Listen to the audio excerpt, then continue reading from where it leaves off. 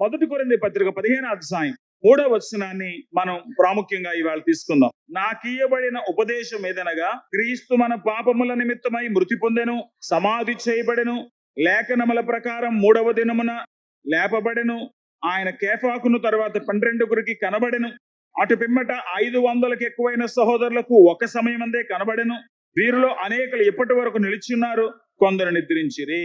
కొరింథీ పత్రికను పౌలు రాస్తున్నాడు. పౌలు ఒక మంచి పరిసయుడు, ధర్మశాస్త్రాన్ని బాగా ప్రేమించిన వాడు. చిన్నప్పటి నుండి ఇదిగో ఆ చిన్న పిల్లల వయసు నుండి కూడా చాలా పట్టుదలగా భక్తి చేసిన వాడు. ఎక్కడా లోపం లేని బ్రతికాడు. ఇప్పుడు నేను భక్తి కబుర్లు ఎన్నైనా చెప్పొచ్చు. అబ్బో ఈయనకి చాలా భక్తిపరుడు అంట అని నా గురించి మీరు ఎంక్వైరీ చేశారనుకోండి, ఆనంద్ గారు కుర్రోడు అప్పుడు ఏం తిన్నంగా లేడండి అని చెప్తారు మా ఊరెళ్ళి అడిగితే. ఇంకా మా తల్లిదండ్రుల దగ్గరికి వెళ్ళాం అనుకోండి, అమ్మో వాడు ఇటువంటి వాడని మా తల్లిదండ్రులు మీకు నా గురించి చెప్తారు. అంతవరకు ఎందుకు, ఇప్పుడు నా భార్యను అడిగినా నా దగ్గర లోపాలన్నీ చెప్తారు. ఒక వ్యక్తి బాల్యం నుండి పెద్ద వయసు వచ్చే వరకు ఏ లోపం లేకుండా బతకడం సాధ్యం కాదు. కానీ పౌలు అటువంటి వాడు కాదు. పౌలు బాగా చదువుకున్నాడు. ధర్మశాస్త్ర విషయంలో అతనికి చాలా చాలా ఖచ్చితమైనటువంటి పద్ధతి ఉంది. ఫిలిప్పీ పత్రిక 3:4 కావాలనంటే నేను శరీరం ఆస్పదం చేసుకొనొచ్చు, మరి ఎవడైనా శరీరం ఆస్పదం చేసుకున్న దలచిన ఎడల నేను మరి ఎక్కువగా చేసుకునవచ్చు. 8వ దినమున సున్నతి పొందితిని, ఇశ్రాయేలు వంశపు వాడని, బెన్యామీను గోత్రంలో పుట్టి హెబ్రీల సంతానమై హెబ్రీయుడనై, ధర్మశాస్త్రం విషయమై పరిసయుడనై, ఆసక్తి విషయమై సంఘము హింసించువాడనై, ధర్మశాస్త్రం వల్ల నీతి విషయమై అనింద్యుడైతని, తూచా తప్పకుండా ధర్మశాస్త్రాన్ని పాటించినాడు. అనింద్యుడను అంటే అర్థం ఏంటంటే, నన్ను ఎవడు నిందించేటువంటి అవకాశం కూడా నేను ఇవ్వలేదు. నేను ఎంతో గొప్పడని చెప్పుకోవచ్చు, కానీ నన్ను చూసిన వాడు వాడు చెప్పుకుంటాడు కానివ్వండి, వాడు బ్రతుకులు సరివి కాదు అని బయట వాళ్ళు మన గురించి మన డొల్లతనం అంతా బయట పెట్టచ్చు. కానీ ధర్మశాస్త్రాన్ని నిష్ఠగా ఆచరిస్తూ చాలా భక్తి ప్రపత్తులతో సేవిస్తూ ఆ ధర్మశాస్త్ర ప్రకారంగా చూస్తే దేవుడు ఒక్కడే కనుక, ఈయనెవడో నేను దేవుడిని అంటాడు, ఈయనెవడో స్వస్థతలు చేస్తాడు, ఈయనెవడో పుట్టి దయ్యాలలో కొడతాడు, ఈయన్ని కొలుస్తూ ఆయన దేవుడుగా ఆరాధిస్తూ ఆయన మరణంలో గెలిచి తిరిగి లేచాడని కొంతమంది బాగా ప్రచారం చేస్తూ ఈ క్రైస్తవులు రోజు రోజుకి పెరిగిపోతున్నారు. మన మతానికి విరోధంగా తయారయ్యారు, మన మతం చెప్తున్నటువంటి వాటికి విరోధంగా వీళ్ళు మాట్లాడుతున్నారని వాళ్ళని దొరికిన చోట్ల కొట్టడం, ఇంకా కొన్ని ప్రాంతాల్లో అయితే మనుషులను చంపేద్దామని ప్రధాన యాజకుల దగ్గర పెద్దల దగ్గర సిఫారసు ఉత్తరాలు తీసుకొని, ఎక్కడ ఏ ప్రభుత్వం వల్ల కూడా తనకి అభ్యంతరాలు రాకుండా దానికి కావలసిన అనుమతులన్నీ తీసుకొని దమస్క్ అనే ప్రాంతానికి బయలుదేరాడు. అయితే అతడు వస్తున్నప్పుడు దారిలో స్వయంగా యేసుక్రీస్తు ప్రత్యక్షతను చూశాడు. యేసుక్రీస్తుని చూడగానే ఆయన దేవుడు దైవ కుమారుడని తెలియదు అతనికి, కానీ మహిమతో నింపబడిన ఒక వ్యక్తిని చూడగానే నువ్వెవరో అని అడిగాడు. అప్పుడు ఆయన అన్నాడు, నువ్వు హింసిస్తున్న యేసు నేనే. అయితే ఈ క్రైస్తవులంతా చెప్పేది కరెక్టేనమాట. నువ్వు మరణించావు, తిరిగి లేచావు, అవును నేనే యేసుక్రీస్తునని ఆయన చెప్పగానే, ఆయన స్వరం వినగానే, ఆయన స్వయంగా చూడగానే తనను పట్టుకున్నటువంటి మతపు మూర్ఖత్వం అంతా, అజ్ఞానపు పొరలు తొలగిపోయి తనకు అప్పటికే లేఖనాలన్నీ తెలుసు. మెస్సియా ఎవరో, ఎటువంటి వాడో, ఎలా జీవిస్తాడో ఆ ప్రవచనాలన్నీ ఎరిగిన వాడు కనుక అవన్నీ కనెక్ట్ చేసుకొని, అంటే ఎన్నాళ్ళ నుండి నేనే మూర్ఖంగా ప్రవర్తిస్తున్నాను అనమాట, నువ్వే స్వయంగా మెస్సియావి, నువ్వే స్వయంగా దేవుడివి, నేను దాన్ని గుర్తించలేకపోయినని పశ్చాత్తాపడి నీకోసం అననీయ అనేటువంటి వ్యక్తి వచ్చి ప్రార్థన చేస్తాడు. అప్పుడు నీకు స్వస్థత కలుగుతుందని పౌల్ని దేవుడు పంపించాడు. అప్పుడు పౌలు ఒక ఇంట్లో ఉన్నప్పుడు అననీయ అనేటువంటి ఒక అపొస్తలుడు వచ్చి ప్రార్థన చేస్తే అతని కళ్ళు తెరవబడ్డాయి. ఆ తర్వాత బాప్తిసం పొంది ఏ యేసుక్రీస్తు దేవుడు కాదని, ఏ యేసుక్రీస్తును దేవుడు అంటే మనుషులను చంపడానికి బయలుదేరాడో అదే యేసుక్రీస్తు గురించి ప్రకటిస్తూ యేసుక్రీస్తు కోసం హతసాక్షి అయిపోయాడు. ఎంతో మంది రాళ్లతో కొట్టారు, జైల్లో పెట్టారు, కొరడాలతో కొట్టారు, కానీ యేసుక్రీస్తు సజీవత్వాన్ని ఎక్కడా కూడా వేవరింగ్ లేకుండా, కొంచెం కూడా సందేహం లేకుండా ప్రకటించడం మొదలుపెట్టాడు. అతనే రాస్తున్నాడు మొదటి కొరింథీ పత్రిక 15వ అధ్యాయంలో. అంటే అంత తక్కువ కాలంలోనే ఇతడు మారడం, ఆ సాక్ష్యాలు సేకరించడం, యేసు ప్రభు గురించి పూర్తిగా తెలుసుకోవడం, లేఖనాల్ని బాగా పరిశోధించడం, అది వాస్తవమని రూఢిపరచుకోవడం చేశాడు కనుక ఇప్పుడు మొదటి కొరింథీ 15వ అధ్యాయంలో అంటున్నాడు, ఏ లేఖనాలలో నేను నిష్ఠగా ఉన్నానో, ఏ లేఖనాలలో నేను బాగా పరిణితి చెందాను, ఏ లేఖనాలు అవబోసన పట్టాను, ఆ లేఖనాల ప్రకారంగానే యేసు ప్రభు రావడం, యేసు ప్రభు మరణించడం, యేసు ప్రభు తిరిగి లేవడం జరిగింది. దానికి నేను ఒక్కనే సాక్ష్యం కాదు, నేను చూశానని కాదు, ఆయన ఎత్తబడుతుండగా 500 మంది కంటే ఎక్కువ మంది చూశారు. ఆయన మొదట పేతురు కనపడ్డాడు, ఆ తర్వాత 12 మందికి కనపడ్డాడు, అందరికీ కనపడ్డాడు, మన మధ్యనే జీవించాడు. అందరూ చూస్తుండగానే పరలోకానికి మేఘాల మీద ఆరోహణమయ్యాడు అని తెలియజేశాడు. కాబట్టి పౌలు ఇస్తున్న సాక్ష్యం మనం పూర్తిగా పరిశీలనలోకి తీసుకోవాలి. దేవుడు ముందే ప్రణాళిక కలిగి ఉన్నాడని చెప్పాను. మరి దేవుడు ముందే ప్రణాళిక కలిగి ఉంటే అది తన యొక్క సేవకులకు చెప్తాడు కదా. ఆయన చెప్తూనే వచ్చాడు. ఆ రోజున ఆదాం పాపం చేసినప్పుడే చెప్పాడు, నేను నా సంతానాన్ని పంపిస్తాను, ఆ సంతానం ద్వారా నీకు అపవాదు నుంచి విడుదల కలుగుతుంది. ఆ తర్వాత దేవుడు హానోకు కూడా చెప్పాడు, హానోకుతో కూడా మాట్లాడాడు. హానోకు కూడా విషయాలు తెలుసు. అందుకే తన కుమారుడికి అతడు హెచ్చరించాడని, ఆ కుమారుడు చాలా భక్తి ప్రపత్తులతో జీవించాడని, అతని కుటుంబంలో నుండి నోవాహు అనేటువంటి వ్యక్తి వచ్చాడని, వీళ్ళందరికీ దేవుడు ముందుగానే అన్ని తెలియచేశాడు గనక వాళ్ళు అప్పటి లోకముతో వాళ్ళు తాగి తందనాలు ఆడకుండా, అప్పటి లోకముతో ఉన్నటువంటి సుఖ సౌఖ్యాలలో మునిగి తేలకుండా, అప్పటి లోకములో దేవుడు లేడనేటువంటి అపోహలో వాళ్ళు కొట్టుకొని పోకుండా వాళ్ళు చాలా భక్తి కలిగి ఉంటున్నారు గనక దేవుడు నోవహు కాలంలో నోవహుతో మాట్లాడాడు. నోవహు జలప్రళయానికి కొన్ని రోజుల ముందే ఈ మెతుషెల చనిపోయాడని చరిత్రకారులు చెప్తారు. అంటే అప్పటి వరకు కూడా అతడు ఉన్నాడు. అప్పటి వరకు కూడా ఆ కుటుంబానికి దేవుడి గురించినటువంటి అవగాహన ఉంది కనుక వాళ్ళు జలప్రళయం తప్పించుకోవడానికి వాడను నిర్మించుకొని ఆ వాడలోకి వెళ్ళటం, అలా వాళ్ళు రక్షించబడ్డం మనం చూస్తాం. కానీ ఆ తర్వాత మళ్ళీ భూమి మీద సంతానం విస్తరించడం మొదలుపెట్టిన తర్వాత మళ్ళీ మనుషుల్లో అక్రమ ప్రవర్తన పెరిగినప్పుడు దేవుడు తన ఆలోచనని, తన ఉద్దేశాన్ని, తన ప్రణాళికను పంచుకోవడానికి అబ్రాహాము దొరికాడు. అబ్రాహాము దొరికినప్పుడు అబ్రాహాముతో కూడా దేవుడు మాట్లాడుతున్నాడు, అబ్రామా నేను నీకు సంతానం ఇస్తాను, ఆ సంతానం ద్వారా పాప విమోచన చేస్తాను, ఆ సంతానం ద్వారా మనుషులకు అక్రమం నుండి అపవిత్రత నుండి విడుదలిస్తాను, అలా ఈ ప్రపంచాన్ని ఆశీర్వదించబోతున్నాను అని దేవుడు ముందుగానే అబ్రహాముకు సువార్త చెప్పాడు. ఆ విషయం మనకు గలతీ పత్రిక 3వ అధ్యాయము 6వ వచనంలో మనం చూస్తాం. అబ్రహాము దేవుని నమ్మెను, అది అతనికి నీతిగా ఎంచబడెను, కాబట్టి విశ్వాస సంబంధులే అబ్రహాము కుమారులని మీరు తెలుసుకొనుడి. దేవుడు విశ్వాసం మూలము అన్యజనుల నీతిమంతులుగా తీర్చినను లేఖను ముందుగా చూచి నీ యందు అన్యజనులందరూ ఆశీర్వింపబడుదురు అని అబ్రహామునకు సువార్త ముందుగా ప్రకటింపబడింది. అబ్రహాముకు ముందుగానే చెప్పాడు, నీ సంతానంలోనే తర్వాత నీ సంతానంలో ఉండే ఒక ఆయన పుడతాడు. కాబట్టి పౌలు భక్తుడు, లేఖనాలు ఎరిగిన పౌలు భక్తుడు ఈ గలతీ పత్రిక రాస్తూ యేసు ప్రభు అకస్మాత్తుగా అనుకోకుండా పుట్టలేదు, కాలం పరిపూర్ణమైనప్పుడు దేవుడు చెప్తున్న ప్రవచనానుసారంగా ఆయన పుట్టాడు. ఆయన 33.5 సంవత్సరాలు జీవించాడు. ఆయన చనిపోవడం కూడా యాదృచ్ఛికం కాదు, ఎవడో కక్ష కట్టి చంపేస్తే కాదు. దేవుడు యేసుక్రీస్తుని చావటానికి అనుమతించాడు. ఆయన మరణం ద్వారా పాప పరిహారం చేయాలనే దేవుని ప్రణాళిక. కాబట్టి ఈ ప్రణాళికలన్నీ కలిగిన దేవుడు ఆయనను మరణంలోంచి లేపాడు.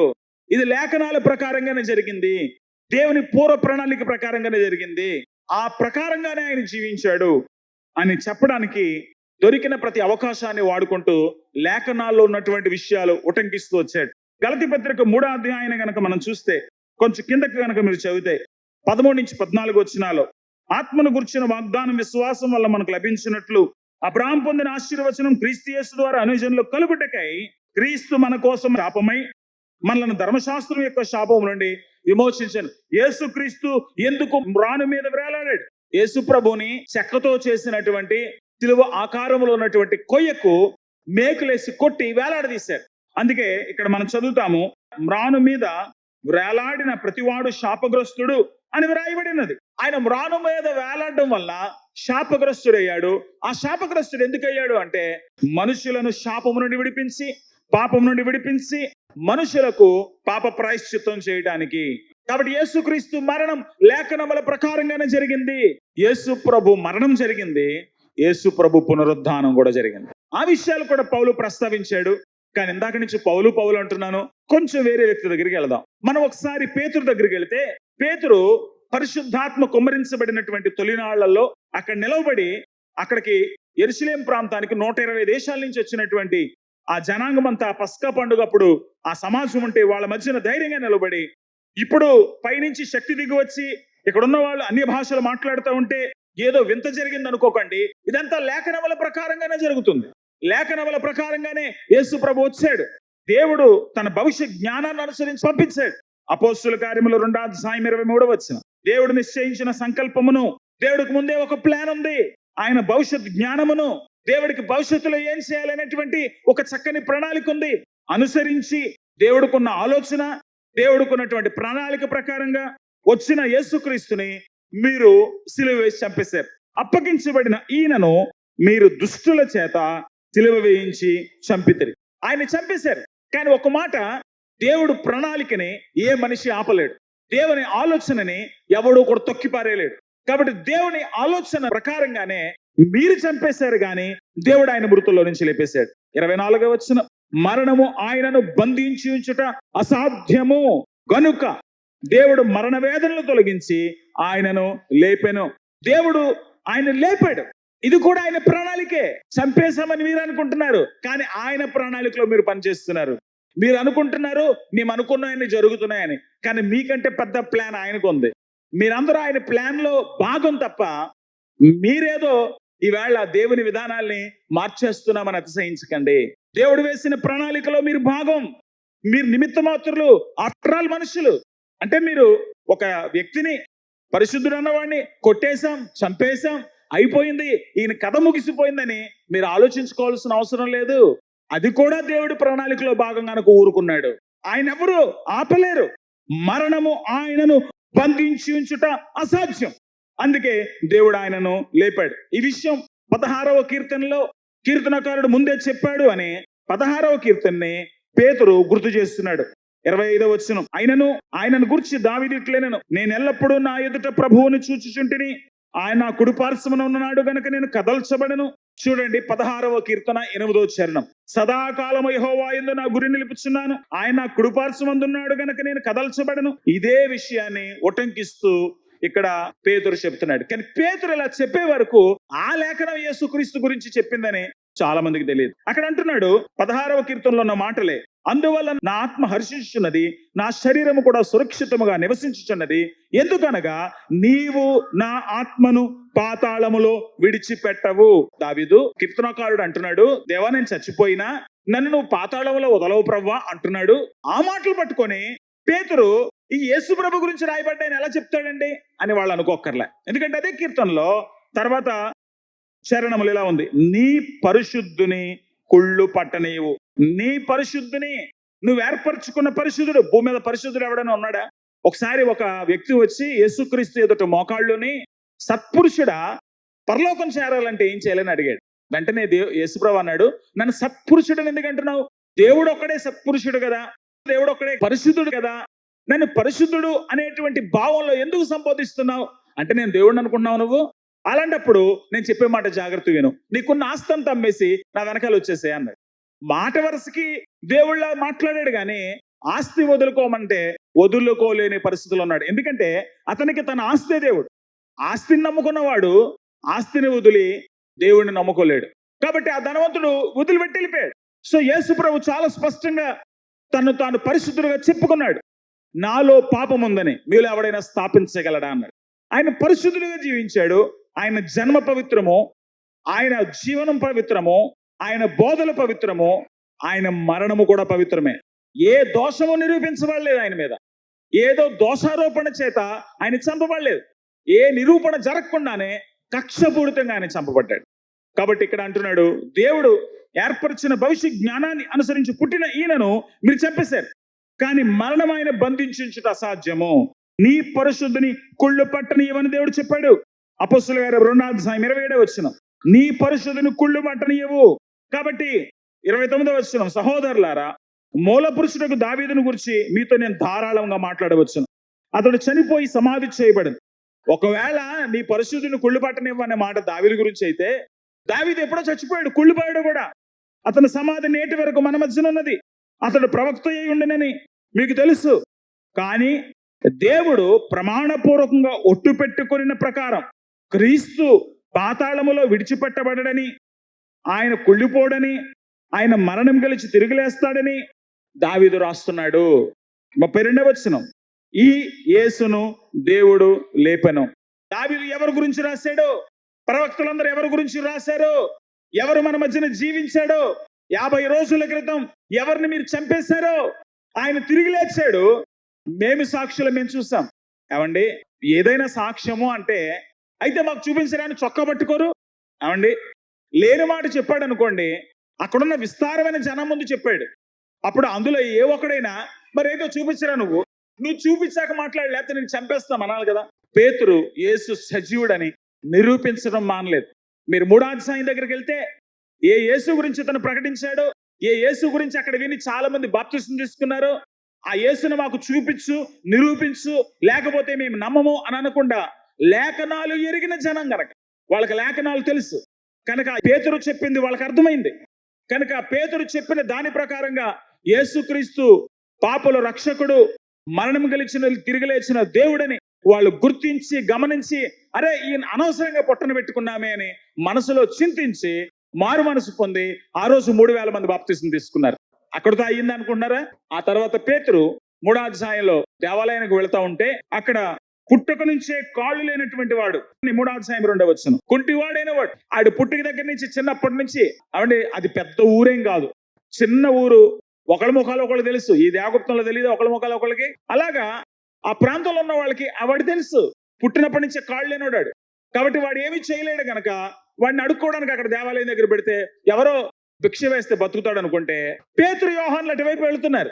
వాడిని చూసి ఏ యేసు సజీవుడని మేము చెప్తున్నామో ఆ యేసు నిన్ను బాగు చేస్తాడు, ఆ యేసు నామముల నువ్వు లెగు అంటే కాళ్ళు లేనోడికి కాళ్ళకు బలం వచ్చింది. ఎప్పుడు కాళ్ళు పీలగా ఉండి అసలు నిలబడలేనోడు, పుట్టడంతో చచ్చుబడిన కాళ్ళతో పుట్టినోడు ఆ కాళ్ళలోకి బలం వచ్చి, చూడండి మీరు చదివితే 3వ అధ్యాయము 7వ వచనం, వాని కుడి చెయ్యి పట్టుకుని లేవనెత్తెను, వెంటనే వాని పాదములను శీల మండలమును బలము పొందెను. యేసు సజీవత్వము గురించి నమ్మిన వ్యక్తికి వెంటనే శరీరంలోనికి బలం వచ్చింది. చచ్చిపోయిన అవయవాలు బలం పొందడం మొదలు పెట్టాయి. వాడు దిగ్గున లేచి నడిచెను, నడుచుచు గంతులు వేయుచు దేవునిని స్తుతించుచు వారితో కూడా దేవాలయంలోకి వెళ్ళాను. యేసు సజీవుడు అనే లేఖనాలు ఎరిగిన వాళ్ళేమో బతుకు మార్చుకున్నారు, మారు మనసు పొందారు. అపొస్తలుల కార్యము 2:38, పేతురు మీరు మారు మనసు పొంది బాప్తిస్మం పొందండి అంటే వాళ్ళు ఆ రోజున మారు మనసు పొంది వాళ్ళు పాపక్షమాపణ నిమిత్తమై వాళ్ళు బాప్తిస్మం పొందారు. 41వ వచనం, కాబట్టి అతను వాక్యం అంగీకరించిన వారు బాప్తిస్మం పొందిరి. ఆ దినమందు ఇంచుమించు 3,000 మంది యేసు ప్రభువుని లేఖనాలని నమ్మిన వాళ్ళు ఆ రోజు బాప్తిస్మం పొందారు. మీలో ఎంతమంది ఇంకా బాప్తిస్మం పొందకుండా ఉన్నారు? మీరు మారు మనసు పొంది బాప్తిస్మం పొందితే దేవుడు ఇచ్చే రక్షణ అనుభవిస్తారు. ఆ రక్షణ ఎలాగుంటుందో తెలుసా? మీరు నమ్మితే యేసు ప్రభువును హృదయంలోకి రమ్మని ఆహ్వానిస్తే, ఆనాడు భూమి మీద సంచరించిన యేసు క్రీస్తు ప్రభువుని ఈవేళ మనకి అర్థమయ్యేటట్టు చేసగలిగినటువంటి పరిశుద్ధాత్మ దేవుడు మీ హృదయంలోకి వస్తాడు. పరిశుద్ధాత్మ దేవుడు ఎవరు? తండ్రి, కుమారుడు, పరిశుద్ధాత్మ దేవుడు ఒకరే.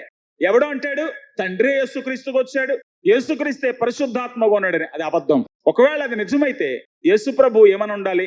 తండ్రి మీకు వాగ్దానం చేసిన పరిశుద్ధాత్మని మీ దగ్గర పంపించే వరకు మీరు వేచి ఉండండి అనకుండా, నేనే మళ్ళీ ఆత్మరూపిగా వస్తాను కాబట్టి వెయిట్ చేయండి అనాలి. కానీ ఆయన ఏమన్నాడు? అపొస్తలుల కార్యం 1:8, తండ్రి వాగ్దానం చేసిన పరిశుద్ధాత్మ దేవుడు మీ దగ్గరకు వస్తాడు, అప్పటి వరకు మీరు 10 రోజులు ఇక్కడే ప్రార్థన చేసుకోండి. మన నుంచి తిరిగి లేచాక ఆయన 40 రోజులు వాళ్ళతో ఉన్నాడు. వెళుతూ వెళుతూ ఇదిగో ఎల్లప్పుడూ మీతో ఉండడానికి ఒక ఆదరణకర్తను పంపిస్తానన్నాను కదా, ఆయన వస్తాడు, ఆయన వచ్చినప్పుడు మీరు శక్తి పొందుతారు అని అన్నాడు. ఆయన వెళ్ళిన 10 రోజులకి పరిశుద్ధాత్మ దేవుడు దిగి వచ్చాడు. ఆయన వచ్చినప్పుడు అక్కడ ఆయన కోసం ఎదురు చూసే వాళ్ళందరూ వాళ్ళ శక్తిని పొంది వాళ్ళు మాట్లాడడం మొదలు పెట్టారు.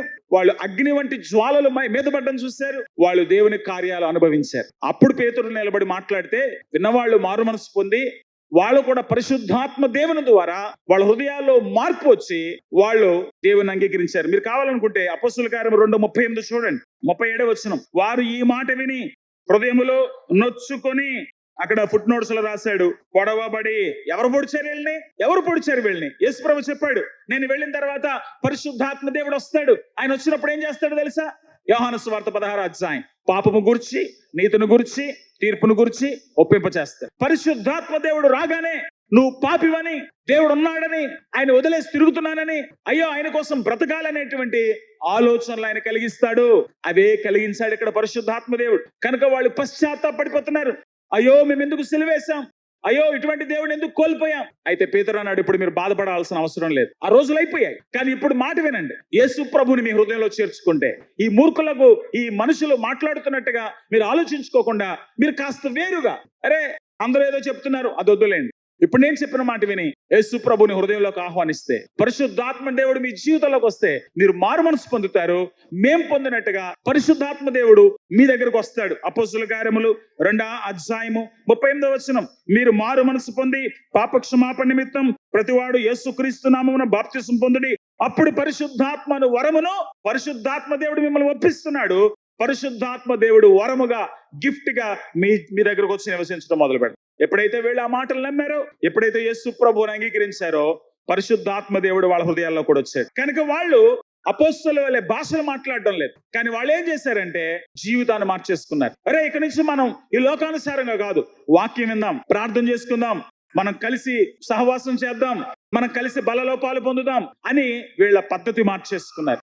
అపోస్తల కార్యం 2 భూమి మీదకి తొలిసారి పరిశుద్ధాత్మ దేవుడు దిగి వచ్చినప్పుడు వాళ్ళ భాషలు మాట్లాడారు. కానీ అపోస్తల కార్యము 2 పేతురు చెప్పినట్టుగా వాళ్ళ బాప్తిసం పొందిన తర్వాత వాళ్ళ జీవితం మారిపోయింది. తమ్ముడు చెల్లి, యేసు ప్రభు సజీవుడని నువ్వు ఎరిగితే లోకానుసారంగా బ్రతకలేవు.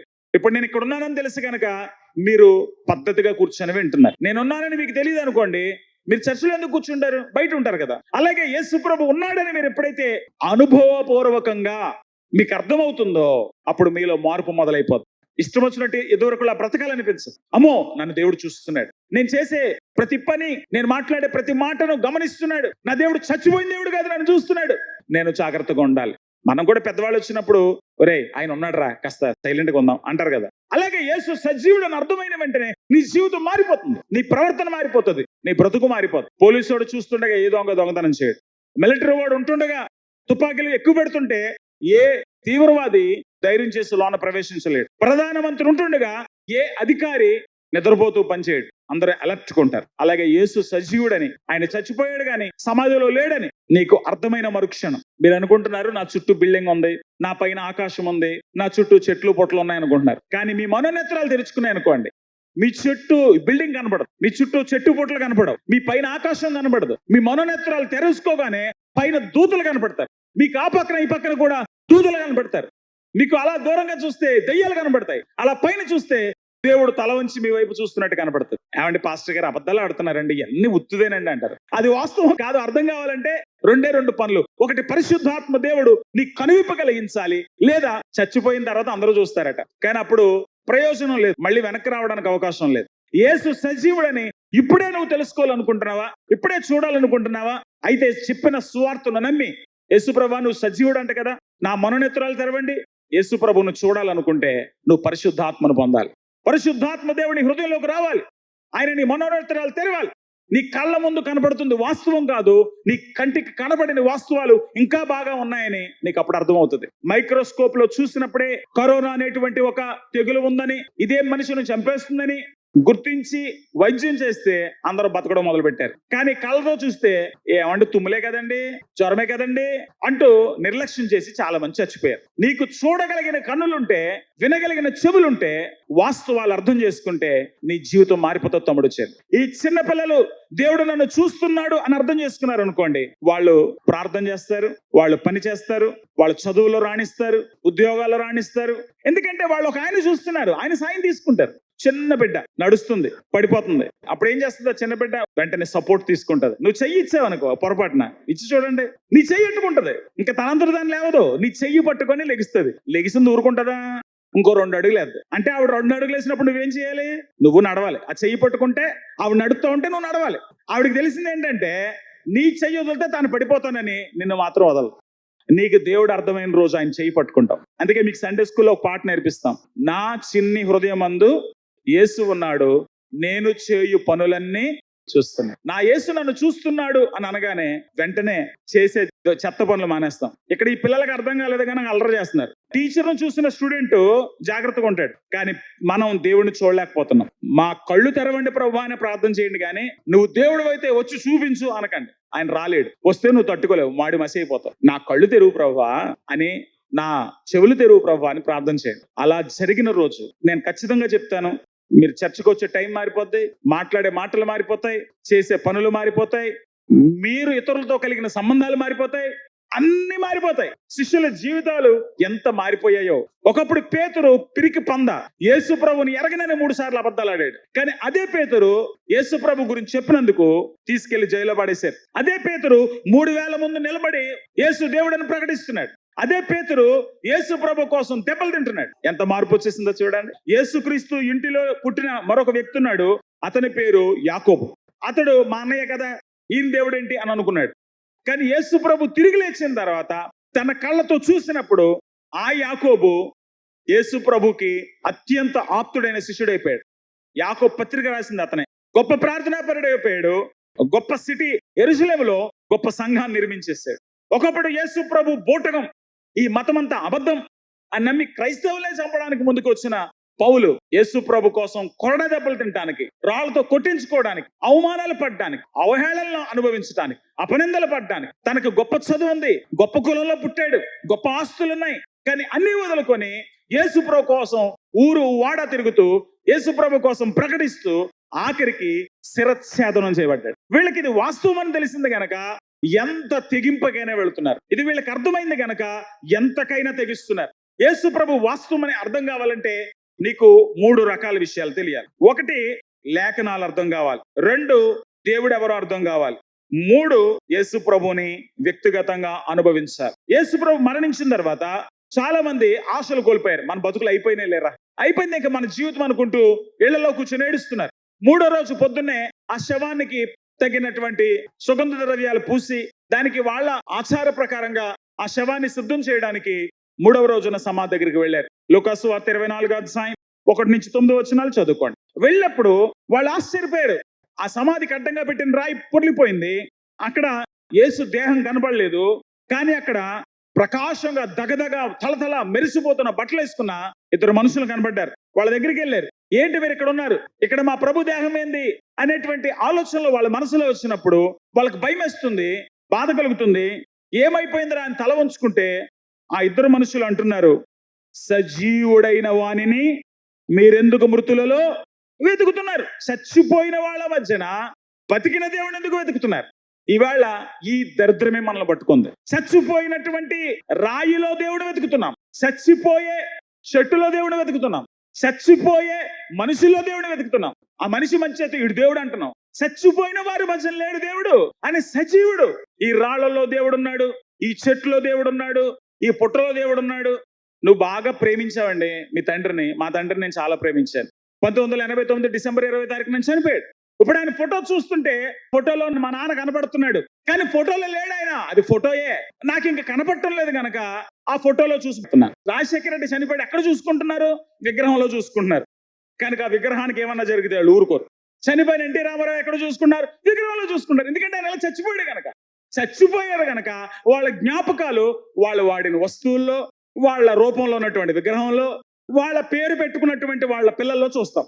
ఇప్పుడు వైఎస్ రాజశేఖర రెడ్డిని జగన్మోహన్ రెడ్డిలో చూస్తున్నారు కనుక చాలా మంది ఆయన రాగానే ఆయన కోటేస్తున్నారు. ఎన్టీ రామారావు గారిని వాళ్ళ కొడుకుల్లోనూ మనవాళ్ళలోనూ చూస్తారు కనుక వాళ్ళు వస్తే మేము ఓటేస్తామంటున్నారు. ఎందుకంటే అసలు వాళ్ళు లేరు కనుక ఆ బొమ్మల్లోనో ఆ వస్తువుల్లోనో వాళ్ళకి సంబంధించిన రకరకాలైనటువంటి జ్ఞాపకాలలో చూసుకుంటాం. చచ్చిపోయిన వాడిని వస్తువుల్లో వెతుక్కుంటాం, బతుకున్నోడిని వెతుక్కోక్కర్లేదు. ఇప్పుడు మా నానే కనుక డైరెక్ట్ గా మా ఇంటికి వచ్చాడు అనుకోండి, నేను ఫోటో ఎంక చూసి ఎడుతున్నాను, ఒరే నేను ఎక్కడ ఉంటే ఫోటో ఎంక చూసి ఎత్తరేంట్రా? మీరు కళ్ళ ముందు మనిషి కనపడుతుంటే మీరు ఇంకా ఫోటో ఎంక చూసుకొని, కళ్ళ ముందు మనిషి కనపడితే మా నాన్నగారు ఈ బెల్ట్ వాడివారు, ఈ కళ్ళజోడు వాడివారు అని అట్లా ఎంక చూసుకున్నావు అనుకో, ఆయన ఏమంటాడు? ఒరే బుర్ర ఉందా నీకు? నేను ఎదురుగా ఉన్నాను కదా, నన్ను చూడరా? అబ్బాయి నిన్ను చూడన్నా. నీ మహిమ కనపడుతున్నా నీ కళ్ళజోడులో, నీ బెల్టలో, నీ బొమ్మలో, నీ ఫోటోలో చూస్తానన్నావు అనుకోండి, చెంప మీద ఒకడు కొడతాడు. యేసుప్రభు అంటాడు, నేను సజీవుడిని, నేను పిలిస్తే నీ దగ్గరకు వస్తాను కదరా. నా కళ్ళు తెరవమంటే నీ కళ్ళు పరిశుద్ధాత్మ దేవుడు తెరుస్తాడు, అప్పుడు నన్ను చూస్తావు.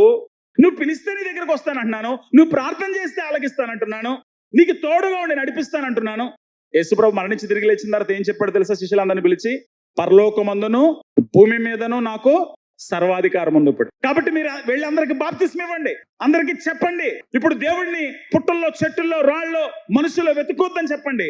మీ దేవుడు సజీవుడు అని చెప్పండి. ఆయన మనిషిగా దిగి వచ్చాడు, మీకోసం పాప ప్రాయశ్చిత్తం చేశాడు. కాబట్టి పాపాలు పోవాలని ఇంకొకరిని చంపేయడం, ఇంకో జంతువుని చంపేయడం, లేక పాపాలు పోవాలని మిమ్మల్ని మీరు చంపుకోవడం, ఇవన్నీ చేయొద్దని చెప్పండి.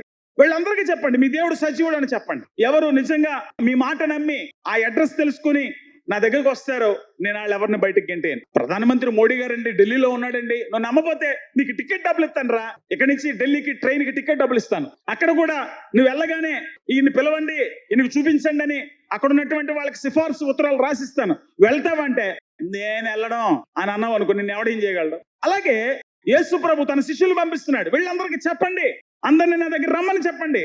నా దగ్గరికి ఎవరైతే వస్తారో, ఎవరైతే ప్రార్థన చేస్తారో వాళ్ళ దగ్గరికి నేను వస్తాను. నా ఆత్మ వాళ్ళ హృదయంలోకి వస్తాడు, వాళ్ళ మనసు తెరవబడుతుంది, వాళ్ళ వాస్తవాలు చూడడం మొదలు పెడతారు. వాళ్ళకి ఎప్పటికీ మరణించరు, వాళ్ళ శరీరం మరణిస్తుందేమో కానీ వాళ్ళు తిరిగి లేస్తారు, నిరంతరం నాతో పాటు యుగయుగాలు జీవిస్తారు. వెళ్ళి ఈ మాట చెప్పండి అంటే ఈ మాట పట్టుకొని శిష్యులు నఖముఖాలా తిరిగి చెప్తూ మొదలు పెట్టారు. విన్న వాళ్ళల్లో ఇందాక పేతురు చెప్పిన మాట నమ్మినట్టు నమ్మిన వాళ్ళంతా కూడా బాప్తిసం తీసుకుంటా ఉంటే వాళ్ళందరూ నిజంగా దేవుణ్ణి చూస్తున్నారు, దేవుని తమ హృదయాల్లో చూస్తున్నారు, దేవునితో సంబంధాన్ని అనుభవిస్తున్నారు. దేవుడు వాళ్ళ కళ్ళు తెరిస్తే వాళ్ళు వాస్తవాలు గమనిస్తున్నారు గనక వాళ్ళందరూ ఎలా జీవిస్తున్నారంటే అపొస్తలుల కార్యములు 2వ అధ్యాయము 47వ వచనం, ఆనందముతోను నిష్కపటమైన హృదయముతోను ఆహారం పుచ్చుకొనుచుండిరి. వాళ్ళు ఎంతో ఆనందముతో, ఈ భౌతికమైన ఆస్తులు ఎవరికి కావాలి, అసలైన పరలోక రాజ్యం మనకుంది. ఇప్పుడు ఇద్దరు పిల్లలు ఒకే వస్తువు కొట్టుకుంటున్నారు అనుకోండి, నాకు అదే కావాలని ఏడుస్తారు అనుకోండి, అప్పుడు మేము ఏమంటామంటే అమ్మ ఇంతకంటే మంచిది నీకు కొనిస్తాను అనగానే ఇది తీసుకో అని ఈ పాప ఆ అమ్మాయికి ఇచ్చేస్తుంది. లేకపోతే ఇది నాకు కావాలి డాడీ, ఇది నాకు కావాలని ఏడుస్తారు. అంతకంటే మంచిది ఇస్తామనగానే వాళ్ళకి నమ్మకం కుదరగానే వాళ్ళకున్న వస్తువు వదిలేస్తారు. యేసు ప్రభువుని అనుభవించిన వాళ్ళు, తెలుసుకున్న వాళ్ళు, పరలోక రాజ్యాన్ని చూస్తున్న వాళ్ళు, ఆ నిరీక్షణ పొందుకున్నటువంటి వాళ్ళు, ఆ విశ్వాసాన్ని పొందుకున్నటువంటి వాళ్ళు తమ చర స్థిరాస్తులను అమ్మేశారంట. 45వ వచనం, ఇదిగాక వారు తమ చర స్థిరాస్తులను అమ్మేసి అందరికి పంచిపెట్టేశారు. ఏక మనసు వచ్చేసింది, ఆనందం వచ్చేసింది, ఐక్యత వచ్చేసింది, కొట్లాడు కూడా మానేశారు, సంతోషం వచ్చేసింది, ఆనందం వచ్చేసింది. వాళ్ళని చూసినటువంటి వాళ్ళు అనేక మంది అబ్బా ఇంత ఆనందానికి కారణం ఏంటిరా, ఇలాగ అన్నిటినీ త్యాగం చేసుకున్న కారణం ఏంట్రా, అన్ని నాకు కావాలని కొట్టుకునే జనామాజలో నాకేం అక్కర్లేదులే పర్వాలేదులే అని అన్ని త్యాగం చేసి ఎంతో ఆనందంగా ఏ లోకంలో ఉన్నటువంటి కోరికల వెనకాల పడకుండా అన్ని వదిలేసుకొని ఇంత సంతోషంగా ఎలా ఉండగలుగుతున్నాం అంటే ఎవరయ్యా దీనికి కారణం అంటే ఇదిగో నేను యేసు ప్రభుని అంగీకరించాను. అలాగా అయితే ఆ యేసు ప్రభు నాకు కూడా కావాలి, ఆయన నా హృదయంలోకి రావాలి, నన్ను ఏం చేయమంటారు, ఇలా ప్రార్థన చేయండి. ఓకే నేను ప్రార్థన చేస్తానంటే అలా ప్రార్థన చేస్తున్న వాళ్ళందరూ యేసు ప్రభుని చూస్తున్నారు, యేసు ప్రభు దగ్గరికి వస్తున్నారు, మారిపోతున్నారు. అందుకే ఇక్కడ అంటున్నాడు 47వ వచనం చివరి లైన్ లో, మరియు ప్రభు రక్షణ పొందుచున్న వారిని అనుదినము రోజు రోజు రోజు రోజు రోజు రోజు జనాలు పెరిగిపోతున్నారు. ఎందుకు ఇంకా పాపంలో, ఎందుకు ఇంకా లోకంలో ఉంటున్నావు అంటే నువ్వు చచ్చిపోయిన వాళ్ళ మధ్యన దేవుడిని వెతుకుతున్నావు, సజీవుడైన దేవుడిని వెతకాలి. వీళ్ళ సమాధి దగ్గర వెతుకుతున్నారు, వద్దు. మనుషుల మధ్యన వెతుకుతున్నారు, వద్దు. ఆయన మాట గుర్తు చేసుకోండి. లోకా సువార్త 24:7వ వచనం 6వ వచనం, లెగిసి గలిలేకి వెళ్తానన్నాడు. గలిలేకి వెళ్ళండి, ఇక్కడ కాదు. ఆయన మీతో చెప్పిన మాటలు గుర్తు చేసుకోండి. ఏం చెప్పాడు ఆయన? మత్తయి సువార్త 26:31, అప్పుడు యేసు వారిని చూసి ఈ రాత్రి మీరందరూ నా విషయమై అభ్యంతరపడెదరు, ఏలైనగా గొర్రెల కాపరిని కొట్టుదును, మందలోని గొర్రెలు చెదిరిపోవును అని వ్రాయబడినది కదా. నేను లేచిన తర్వాత గలిలేకి వెళ్ళదను, నన్ను చంపేస్తారు, నేను తిరిగి లేస్తాను, 3వ రోజున లేస్తాను. ఈ మధ్యన కొంతమంది బయలుదేరి యేసు ప్రభు వారు 3 రోజులు అయిన తర్వాత లేస్తానన్నాడు. 3 రోజులు ఎక్కడైందండి? శుక్రవారం అనుకోండి, శనివారం అనుకోండి, ఆదివారం అనుకోండి, అంటే 3 రోజులు అయిన తర్వాత సోమవారం లేగాలి కదా. లేదు, ఆయన అన్నాడు 3వ దినమున. శుక్రవారం, శనివారం, ఆదివారం 3వ దినం అవుతుంది. మీరు చూడండి మత్తయి సువార్త 16:21, అప్పటి నుండి తాను యెరూషలేమునకును వెళ్లి పెద్దల చేతను, ప్రధాన యాజకుల చేతను, శాస్త్రుల చేతను అనేక హింసలు పొంది 3వ దినమున లేచుట. నేను 3వ రోజు లేస్తానన్నాడు కానీ 3 రోజులు అయిన తర్వాత అనలే. మత్తయి సువార్త 17:23, వారు ఆయనను చంపుదురు, 3వ దినమున ఆయన లేచునని. మత్తయి సువార్త 20:19 వచనం, ఆయనను అపహసించుటకు, కొరడాలతో కొట్టుటకు, సిలువ వేయుటకు అన్ని జనులకు ఆయన అప్పగింతురు, 3వ దినమున ఆయన మరలా లేస్తాడు.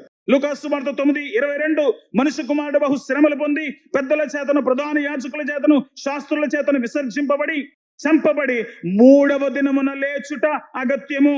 లూకా సువార్త 18:33, ఆయన కొరడాలతో కొట్టి చంపుదురు, 3వ దినమున ఆయన మరల లేచును. అపోస్తలుల కార్యములు 10:40, దేవుడు ఆయనను 3వ దినమున లేపి, 1 కొరింథీ 15:4 లేఖనముల ప్రకారం 3వ దినమున లేపబడి అని చెప్పాడు. ఆయన చెప్పినట్టుగానే లేచి చూపించాడు. మత్తయి సువార్త 28:6, ఆయన ఎక్కడ లేడు, తాను చెప్పినట్టే ఆయన లేచి ఉన్నాడు. దేవుడు చెప్పిన మాట చెప్పినట్టు నెరవేరుస్తాడని. దేవుడు మాటను తొక్కేయడానికి, దేవుడు మాట జరగకుండా ఆపేయడానికి ఈ ప్రపంచంలో దేనికి శక్తి లేదు. అందుకే యేసు ప్రభువు వారు తిరిగి లేచిన తర్వాత యోహాను కనపడినప్పుడు పద్మసు ద్వీపంలో ఆయన అంటాడు, మృతుడనైతిని కానీ ఇదిగో తిరిగి లేచాను, యుగ యుగాలు నేను సజీవుడై ఉంటాను అని చెప్పిన ఆ యేసుక్రీస్తు ఇవాళ నీ హృదయంలోకి వచ్చాడా? ఆయన ఆహ్వానించావా? ఆయనతో నీకు వ్యక్తిగత సంబంధం ఏర్పడిందా? మరైతే నీ మనసు మారలేదే, నీ బ్రతుకు మారలేదే. కనీసం ఆయన నమ్మితే నీ జీవితం మారాలి. ఒక కుంటోడండి యేసు సజీవుడని అర్థమైన వెంటనే వాడు కాళ్ళు బలపడ్డాయి, వాడు లేచి గొంతులేస్తూ ఆరాధన చేశాడు. యేసుని ఇప్పుడు మీరు చూస్తున్నట్లయితే ఎప్పుడో చచ్చిపోయి ఎప్పుడో మరువబడిన కథ మీకు చెప్పట్లేదు. ఇవాల్టి వరకు సజీవుడు, పిలిస్తే నీ హృదయంలోకి వస్తాడు.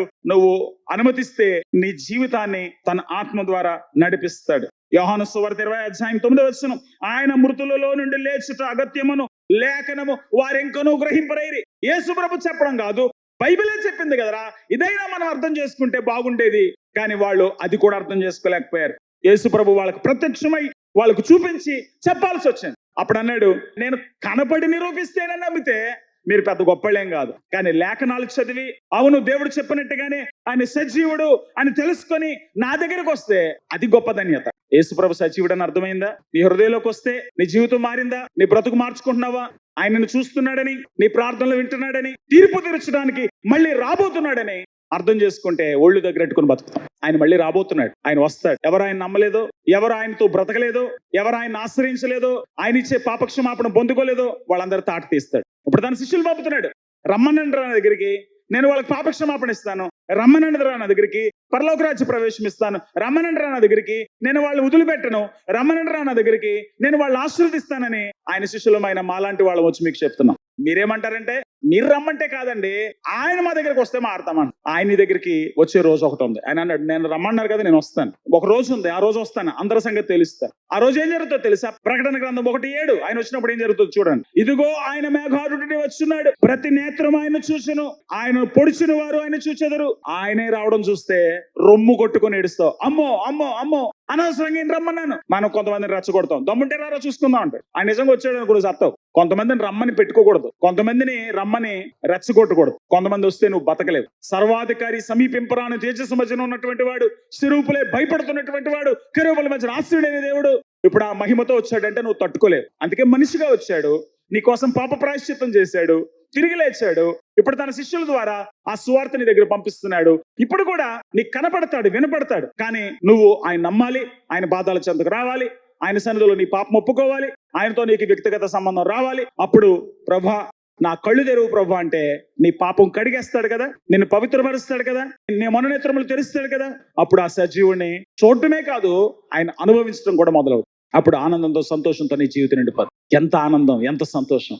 సజీవుడైన దేవునితో స్నేహం, సజీవుడైన దేవునితో సహవాసం, సజీవుడైన దేవునితో మాట్లాడటం, సజీవుడైన దేవుని ఆత్మతో నింపబడ్డం. ఈ అనుభవాలకు రండి తమ్ముడు, ఈ అనుభవంలోకి రండి. ఈ అనుభవంలోకి వస్తే ఈ ప్రకృతి నీకు పెద్ద గొప్పగా అనిపించదు, ఈ మనుషుల స్నేహాలు నీకు పెద్ద గొప్పగా అనిపించదు. ఈ లోకంలో పలానా తింటే, పలానా చోటకి వెళితే, పలానాది అనుభవిస్తే అన్ని పోతాయి. ఈ ప్రభు అర్థమైపడి ఆరాధించండి. ఈ ప్రభుకి ఇంకా జీవితం ఇవ్వకపోతే ఈ ఆరాధన అయ్యే లోపల యేసు ప్రభు నా కళ్ళు తెరవండి, నీతో నడవాలనుకుంటున్నాను, నిన్ను చూడాలనుకుంటున్నాను, నీతో బ్రతకాలనుకుంటున్నాను, నా బ్రతుకుని దీవెనకరంగా చేసుకోవాలనుకుంటున్నాను, ప్రభా నాకు సహాయం చేయండి అని చెప్పి ప్రార్థన చేసుకోండి.